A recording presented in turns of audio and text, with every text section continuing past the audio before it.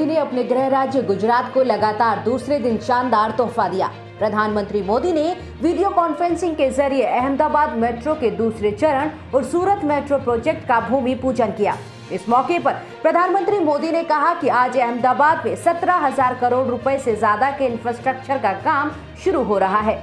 ये दिखाता है कि कोरोना के इस काल में भी नए इंफ्रास्ट्रक्चर के निर्माण को लेकर देश के प्रयास लगातार बढ़ रहे हैं।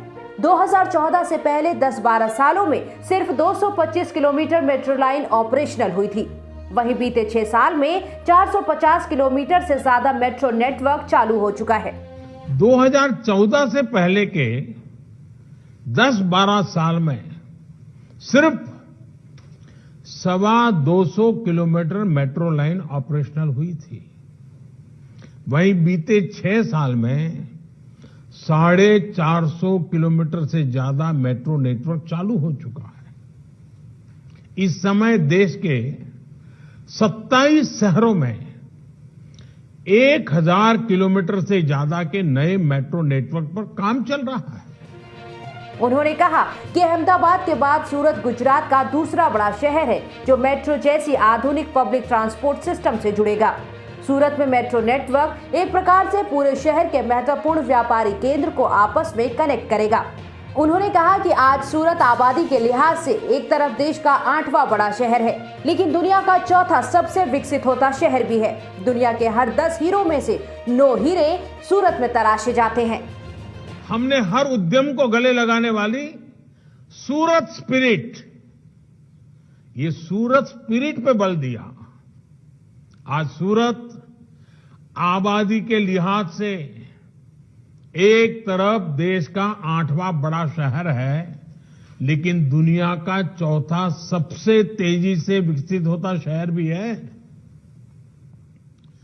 दुनिया के हर 10 हीरो में से 9 सूरत में तराशे जाते हैं।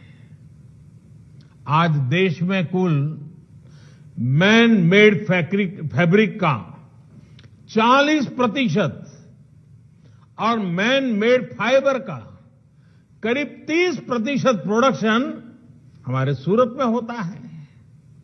आज सूरत देश का दूसरा सबसे स्वच्छ शहर है। आज भारत आत्मविश्वास के साथ फैसले ले रहा है, उन पर तेजी से अमल भी कर रहा है।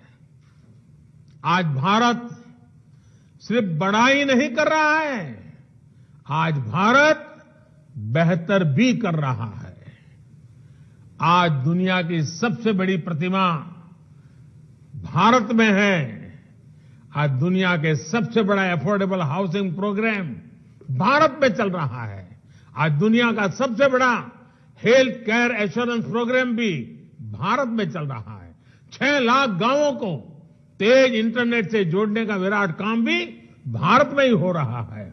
और परसों ही कोरोना संक्रमण के विरुद्ध दुनिया का सबसे बड़ा टीकाकरण अभियान भी भारत में ही शुरू हुआ है। कांग्रेस के पूर्व अध्यक्ष और वायनाड से सांसद राहुल गांधी ने एक बार फिर मोदी सरकार पर निशाना साधा है। राहुल गांधी ने ट्वीट कर मोदी सरकार पर निशाना साधते हुए किसानों की पूंजी हड़पने का आरोप लगाया है।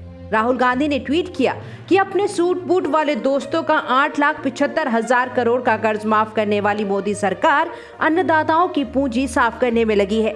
ऐसा पहली बार नहीं है जब राहुल गांधी ने मोदी सरकार पर निशाना साधा हो। किसान आंदोलन को लेकर राहुल गांधी लगातार मोदी सरकार पर हमलावर हैं और रोजाना ट्वीट कर या बयान देकर अपनी बात रख रहे हैं। करीब 1 महीने से किसान कृषि कानूनों को रद्द कराने के लिए धरने पर बैठे हैं। इससे पहले राहुल गांधी ये तक कह चुके हैं कि प्रधानमंत्री देश के किसानों की इज्जत नहीं करते और बार बार बातचीत करके सिर्फ किसानों को थकाना चाहते हैं। राहुल गांधी ने यह दावा किया था कि नरेंद्र मोदी भले ही देश के प्रधानमंत्री हों, लेकिन उनका रिमोट कंट्रोल कुछ पूंजीपतियों के हाथ में है।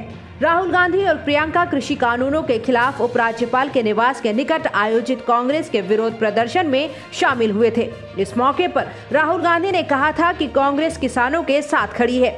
सरकार को ये तीनों कानून वापस लेने होंगे। सरकार जब तक ये कानून वापस नहीं लेगी तब तक कांग्रेस पीछे हटने वाली नहीं है। पाकिस्तान के सिंध को अलग देश बनाने की मांग तेज हो गई है। सिंध के सान कस्बे में सैकड़ों की संख्या में लोगों ने प्रदर्शन किया। इस दौरान उनके हाथ में भारतीय प्रधानमंत्री नरेंद्र मोदी समेत कई विदेशी नेताओं की तस्वीरें थीं। प्रदर्शनकारियों ने अपील की है कि विश्व के नेता सिंध को अलग देश बनाने में मदद करें। दरअसल जीएम सैयद की 117वीं जयंती पर अलग सिंध बनाने की मांग को लेकर बड़ा प्रदर्शन किया गया। जीएम सैयद को आधुनिक सिंधी राष्ट्रवाद का संस्थापक माना जाता है।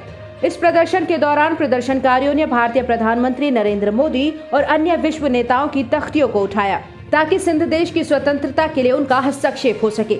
पाकिस्तान के सिंध प्रांत के जमसोरो जिले में सैयद के गृहनगर में आयोजित एक विशाल रैली के दौरान लोगों ने आजादी समर्थक नारे लगाए। उन्होंने दावा किया कि सिंध सिंधु घाटी सभ्यता और वैदिक धर्म का घर है, जिस पर ब्रिटिश साम्राज्य ने अवैध रूप से कब्जा कर लिया था और 1947 में पाकिस्तान के इस्लामी हाथों में दे दिया। प्रदर्शनकारियों ने कहा कि हम पूरे अंतर्राष्ट्रीय समुदाय से अपील करते हैं कि फासीवाद से राष्ट्रीय स्वतंत्रता के लिए हमारे संघर्ष को आगे बढ़ाने के लिए हमारा समर्थन करें।